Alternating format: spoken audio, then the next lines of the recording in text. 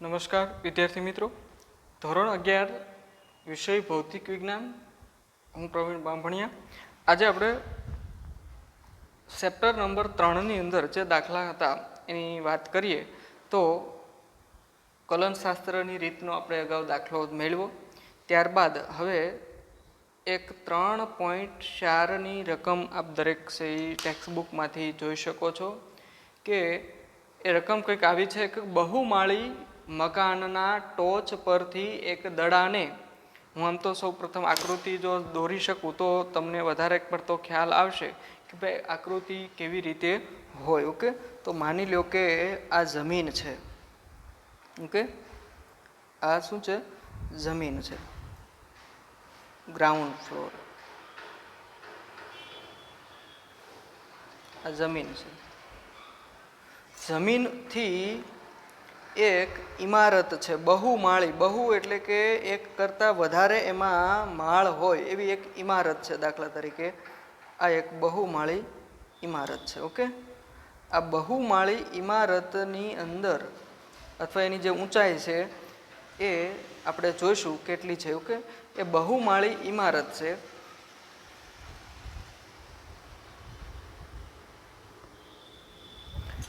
આ બહુમાળી ઇમારતની અંદર તમને એવું કીધું છે બહુમાળી મકાન છે એની ટોચ પરથી એક દડાને, એટલે ટોચ કઈ કહેવાય તો કે આ છે એ ટોચ કહેવાય એની. ઓકે, આ ટોચ ઉપરથી એક દડાને શિરોલંબ, શિરોલંબ એટલે આ જે બિંદુ છે એથી લંબ દિશા એટલે ઉપર તરફની કહેવાય આમ. ઓકે, જેને આપણે આ રીતે કહીએ, આ શિરોલંબ દિશા કહેવાય.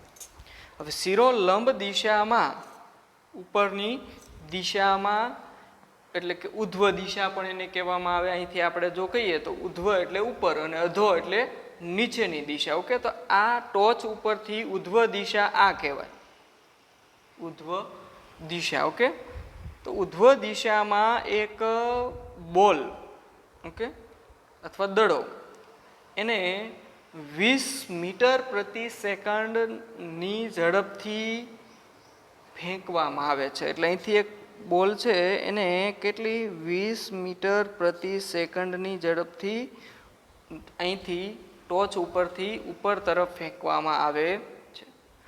દડો જે બિંદુએથી ફેંકવામાં આવે, ઓકે, એટલે દડો ક્યાં અહીંથી ફેંકવામાં આવ્યો, દાખલા તરીકે આ બિંદુને નામ આપીએ આપણે પી બિંદુ. તો પી બિંદુએથી દડાને શું કરવામાં આવેલો છે તો કે ઉપર તરફ ફેંકવામાં આવેલો છે. તો તેની જમીનથી ઊંચાઈ, હવે દડાને અહીંથી ફેંકવામાં આવ્યો તો આ ટોચ છે, ટોચથી જમીન વચ્ચેનું જે અંતર છે, ડિસ્ટન્સ, એ તમને મિત્રો અહીંયા આપ્યું છે 25 મીટર. ઓકે, આપણે જોઈએ આ જે ડિસ્ટન્સ છે એ કેટલું છે તો કે 25 મીટર. ટોચથી આમ નથી આપ્યું, ટોચથી જમીન સુધીનું, પણ શું આપ્યું તમને પ્રશ્નમાં ફેરફાર કર્યો એવો કે ભાઈ દડાને જે બિંદુએથી ફેંકવામાં આવ્યો ત્યાંથી જમીન સુધીનું અંતર, એટલે આ 25 મીટર જેટલું તમને અહીંયા આપવામાં આવેલું છે. તો પહેલો એની અંદર પ્રશ્ન એવો પૂછો એ કે દડો કેટલી ઊંચાઈએ પહોંચશે, દડો કેટલી ઊંચાઈ પહોંચશે. ઓકે, બીજો પ્રશ્ન તમને એવો પૂછવામાં આવ્યો છે કે દડો જમીનને અથડાય તે પહેલા કેટલો સમય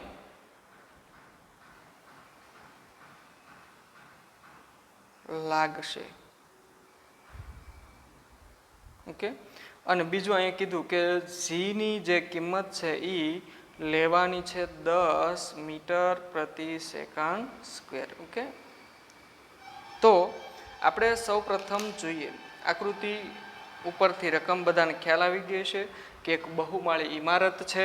આ ઇમારતની જે ટોચ છે એ ટોચ ઉપરથી એક દડાને ઉધ્વ દિશામાં શું કરવામાં આવે છે તો કે ફેંકવામાં આવે છે.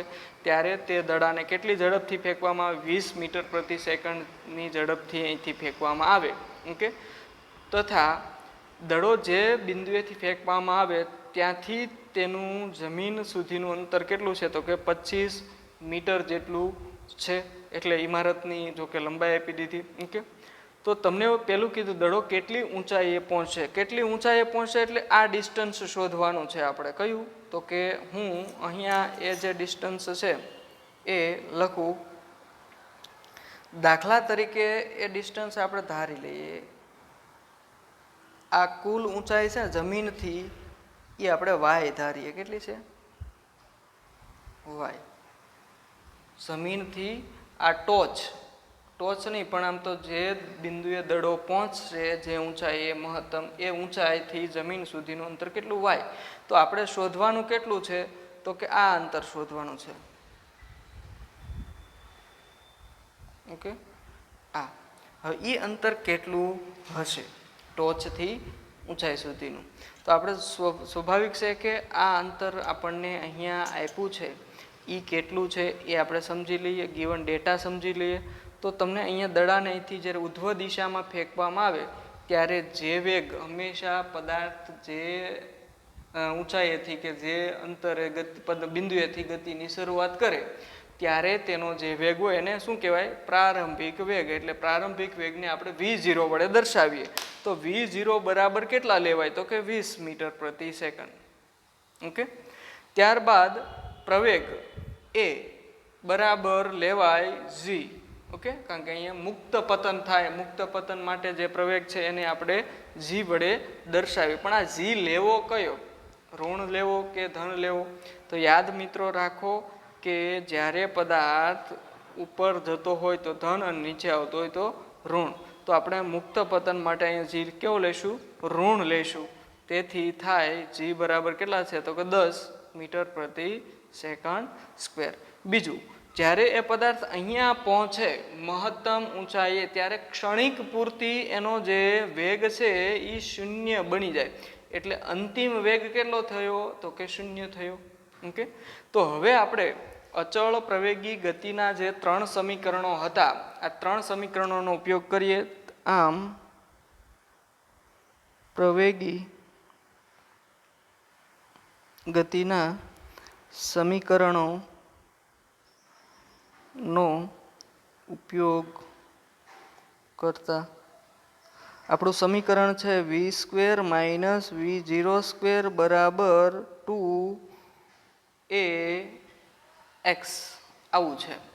પણ મુક્ત પતન ગતિ થતી હોય ત્યારે મેં તમને કીધું એમ કે એની જગ્યાએ g લેવાય અને x ની જગ્યાએ y લેવાય. તો આપણે કિંમત મૂકીએ v² - v0² બરાબર 2 પછી આવે g. ઓકે, પણ g કેવા લેવાય? માઇનસ અને y. પણ અહીંયા એ y અંતર કયું લેવાનું છે તો કે આ અંતર લેવાનું છે. હવે એ અંતર આપણને ખબર છે નહીં. તો આપણે આ જે અંતર છે ટોટલ અંતર કેટલું છે તો કે y.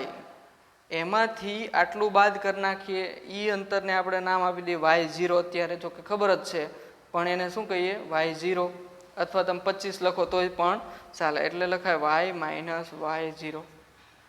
ઓકે, y0 બરાબર કેટલા છે તો કે 25 મીટર. ઓકે, તો કિંમત મૂકીએ. જો v0 v ની કિંમત કેટલી છે તો કે v ની કિંમત છે એ મિત્રો આપણને આપી છે 0. એટલે 0 વર્ગ માઇનસ v0 20 આપ્યા 20 બરાબર -2 g બરાબર 10. Okay, y - y0.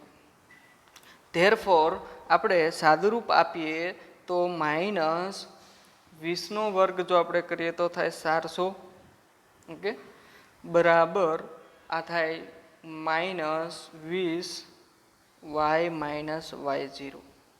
હવે આમાંથી 20 ને છેદમાં લઈએ એટલે એક શૂન્ય ઉડી જશે અને 20 આ માઇનસ પણ ઉડી જશે અને 20 દુ 40 થાય તો 20 બરાબર શું થાય?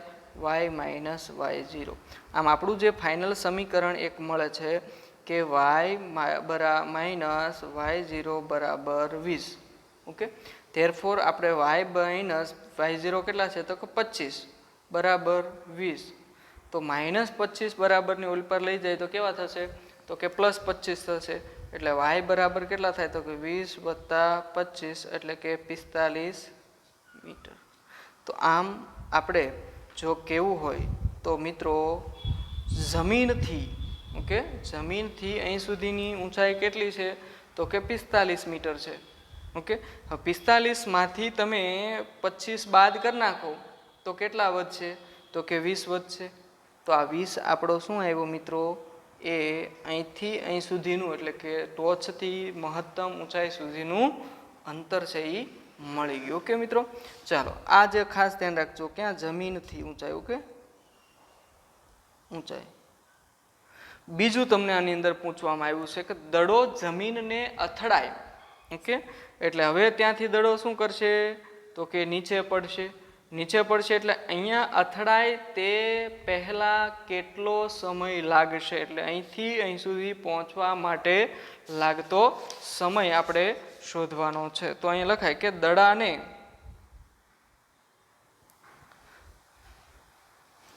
મહત્તમ ઓકે મહત્તમ ઊંચાઈથી જમીન સુધી પહોંચવા લાગતો સમય. આ સમય આપણે જો નોંધીએ તો એના માટે આપણી પાસે એક અચળ પ્રવેગી ગતિનું સમીકરણ છે. એ આવું કંઈક છે કે y બરાબર અથવા તો x બરાબર v0t પ્લસ 1/2 at² આ સૂત્ર છે. ઓકે આનો આપણે ઉપયોગ કરી શકીએ અને આપણું સાદુરૂપ છે એ મેળવી શકીએ. પણ અહીંયા તમને મેં કીધું એમ કે મુક્ત પતન ગતિ હોય તો એક્સની જગ્યાએ y લખાય.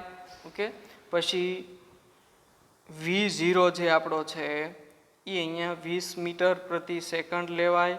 ઓકે ત્યારબાદ એ બરાબર -10 મીટર પ્રતિ સેકન્ડ સ્ક્વેર લેશું. પછી y જમીનનું જે શિરોબિંદુ છે ત્યાં 0 મીટર લેશું. આવી રીતે અને y0 જે છે એ 25 મીટર લઈએ તો આપણે આવી રીતે સાદુરૂપ આપી શકીએ કે y માઇનસ y0 બરાબર v0t માઇનસ 1/2 gt².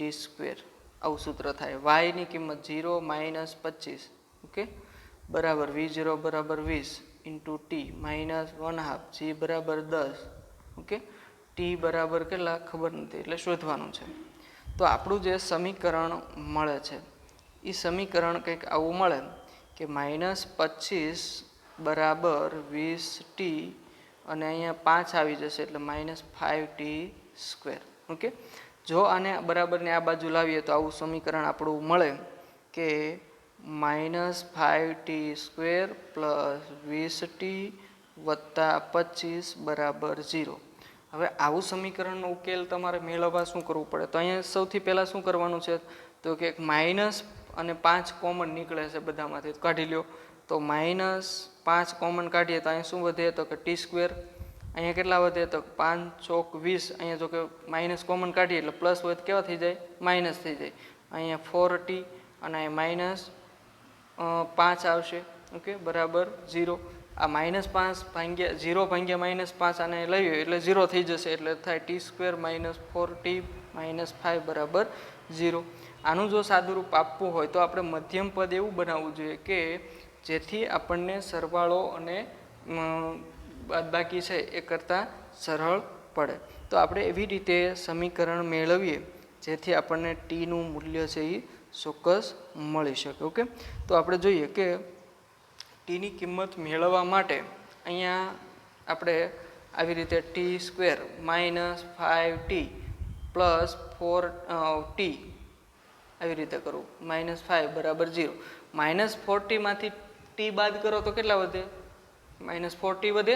એટલે આપણે જે અહીંયા મૂક્યા છે -5t વત્તા t -5 એ ઓકે છે. હવે આમાંથી શું કરવાનું છે તો કે આપણે જોઈએ આમાંથી કોમન શું નીકળે બેમાંથી તો કે t. અહીંયા કેટલા વધે t -5.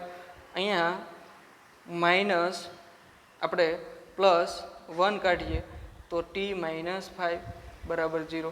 તો આપણું સમીકરણ આવું આવે t+1 અને t માઇનસ 5 બરાબર 0. તો એક જવાબ આવો આવ્યો આપણને.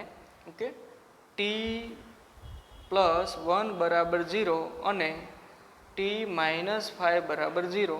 તો અહીંયા થાય t બરાબર -1 અને t બરાબર 5 સેકન્ડ. તો મિત્રો સમય ક્યારેય ઋણ હોય નહીં. ઓકે, એટલે આ જવાબ ખોટો છે. તો આપણો જવાબ કયો આવ્યો? t બરાબર 5 સેકન્ડ આવ્યો. તો મિત્રો આ આપણો જવાબ. આમ દડાને આ ટોચ ઉપરથી જમીન સુધી એટલે કે આ 25 મીટરનું અંતર કાપવા માટે કેટલો સમયગાળો લાગશે?